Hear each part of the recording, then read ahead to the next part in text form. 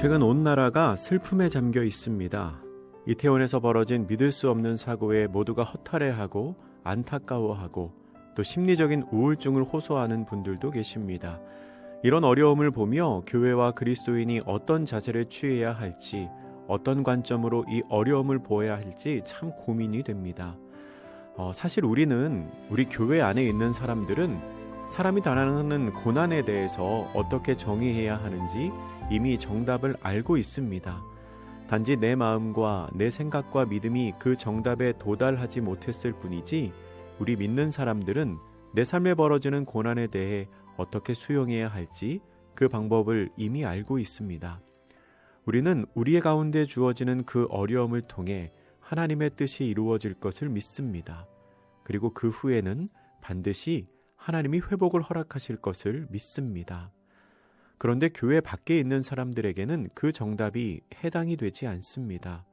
그럴 때 우리는 그 이웃들을 어떻게 보아야 할까요?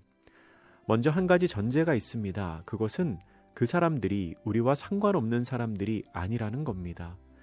그리스도인들은 세상과 분리되어 살아가는 사람들이 아닙니다. 마태복음 5장에서 예수님께서는 우리에게 세상의 소금, 세상의 빛이라고 말씀하셨습니다. 우리 믿는 사람들의 삶의 자리는 세상입니다. 세상과 구별되어 살아가야 하지만 우리는 세상 속에서 살아갑니다. 그렇기 때문에 믿지 않는 이웃의 고통은 남의 고통이 아닙니다. 그렇다면 그렇게 교회 밖에서 벌어지는 어려움에 대해서 우리가 어떻게 대응을 해야 할까요?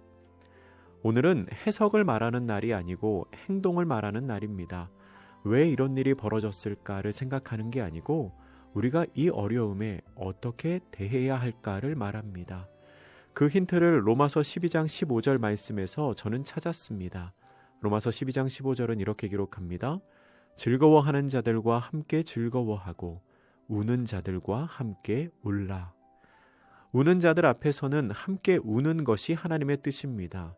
비판하지 말고 정죄하지 말고 이웃의 아픔에 공감해야 합니다. 그 늦은 시간에 왜 거기에 갔느냐라고 말하는 것은 적절하지 않습니다.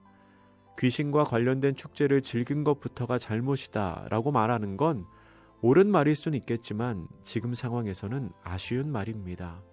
지금은 그냥 함께 우는 게 필요합니다. 어려움을 당한 이웃이 내 곁에 있다면 그들을 위로하고 공감하는 게 하나님의 뜻입니다. 이것은 단지 이태원에서 무서운 일을 당한 사람들과 그 가족들에게만 해당되는 것이 아닙니다. 바로 지금 우리 곁에 있는 모든 이웃들에게 해당되는 말입니다. 그래서 조금 전에 읽은 로마서 12장 본문 바로 아래에 있는 로마서 12장 18절은 이렇게 기록합니다. 할 수 있거든 너희로서는 모든 사람과 더불어 화목하라. 하나님은 어려움 가운데 있는 이들을 위로하기를 원하십니다. 그리고 그 사람들과 잘 지내기를 원하십니다. 바라기는 우리 주 하나님, 우리의 아버지 하나님 안에 참된 위로가 있음을 그 이웃들이 알게 되기를 기도합니다. 이 시간 찬양을 한 곡 나누려고 하는데요. 우리의 아버지 되시는 하나님은 모든 아픔을 고치시는 분이십니다. 그 하나님의 위로가 그분들에게 닿기를 이 시간 기도하며 함께 찬양하겠습니다.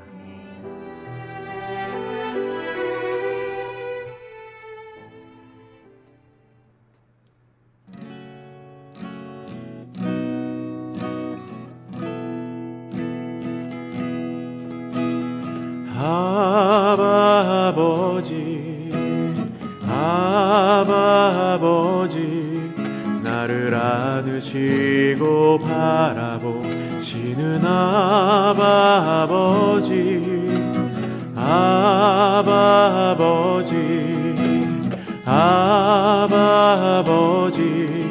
나를 도우시고 힘주시는 아버지 주는 내 맘을 고치시고 볼 수 없는 상처 만지시네. 나를 아시고 나를 이해하시네. 내 영혼 새롭게 세우시네. 아바 아버지, 아바 아버지, 나를 안으시고 바라보시는 아바 아버지, 아바 아버지, 아바 아버지, 나를 도우시고 힘주시는 아버지. 주는 내 맘을 고치시고 볼 수 없는 상처 만지시네. 나를 아시고 나를 이해하시네. 내 영혼 새롭게 세우시네. 주는 내 맘을 고치시고 볼 수 없는 상처 만지시네. 나를 아시고 나를 이해하시네. 내 영혼 새롭게 세우시네. 나를 아시고 나를 이해하시네.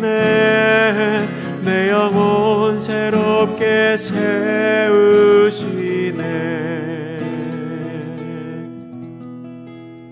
아멘. 덧붙여서 한 가지 이 시간 더 함께 생각하고 싶은 말씀이 있습니다. 우리가 믿는 교회, 또한 우리가 속한 교회, 우리 각 사람이 교회이지요. 이 교회는 믿지 않는 사람들의 좋은 이웃이 되어야 합니다. 믿지 않는 사람들의 눈에 보이고 손에 닿는 곳에서 변하지 않는 모습으로 항상 존재해야 합니다. 항상 상처를 보듬어주고 아픔에 공감해주는 친구로 가까이 있어야 합니다. 그래서 어려움이 있을 때 그 이웃들이 우리에게 쉽게 손을 내밀 수 있도록 문턱이 높지 않은 좋은 친구가 되어야 합니다. 그것이 복음 전파의 첫 번째 단계입니다. 그리고 그렇게 좋은 친구가 되기 위해서는 아까 말씀드린 것처럼 함께 즐거워하고 함께 울어야 합니다. 교회가 세상과 동떨어진 존재가 아니라 그들의 아픔에 공감하고 있음을 그들이 알게 해야 합니다.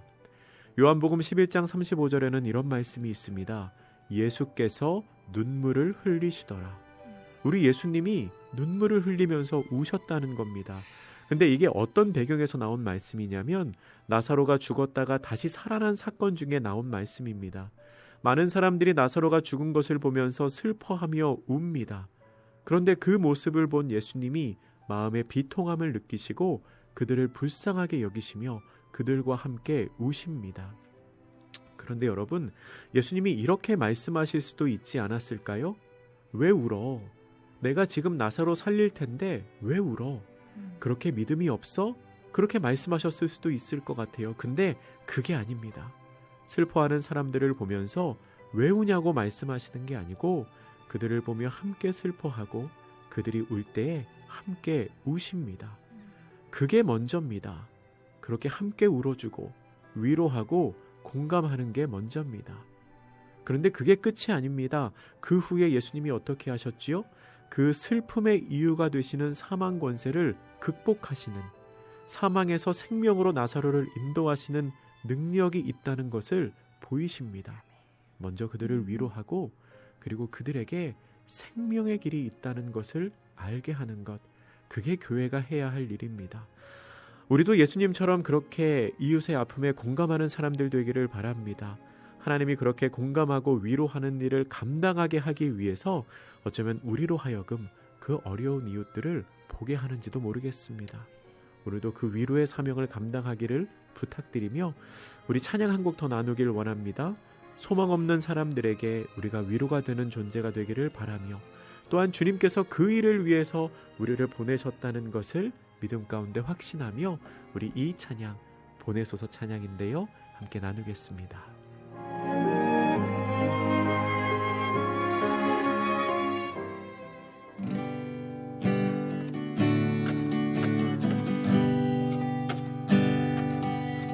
주님 나를 택하사 잃어버린 자에게 아버지의 사랑을 나누게 하시네.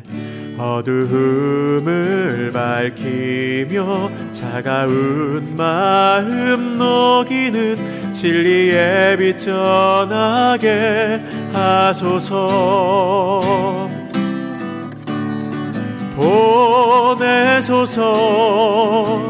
시련이 찾아올 때도 주님의 눈물 기억하게 하소서. 보내소서. 주께서 가신 길을 나도 걸어가게 하소서. 성령으로 임하사 소망 없는 자에게 생명의 그 말씀을 전하게 하시네. 목자 없는 양같이 방황하는 저들에게 주의 사랑 전하게 하소서. 보내소서. 시련이 찾아올 때도 주님의 눈물 기억하게 하소서. 보내소서. 주께서 가신 길을 나도 걸어가게 하소서.